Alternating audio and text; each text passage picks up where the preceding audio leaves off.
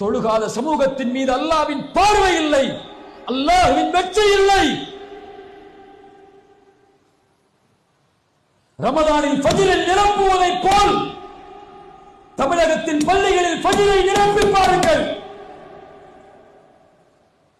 அடுத்த துஹரில் அல்லாஹ்வுடைய வெற்றியை பார்ப்பீர்கள்.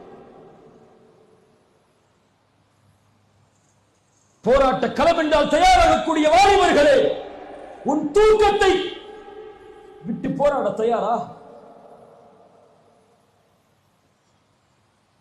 நாளை மறுமையில் விசாரிக்கக்கூடிய முதல் விசாரணை அஸ்ஸலா. பேர் என்ன? பேர் என்ன ஜி?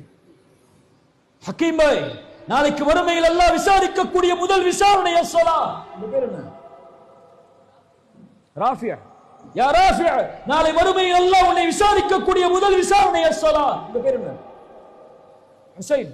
யா ஹுசைன், நாளை மறுமையில் அல்லாஹ் உன்னை விசாரிக்கக்கூடிய முதல் விசாரணை அஸ்ஸலா.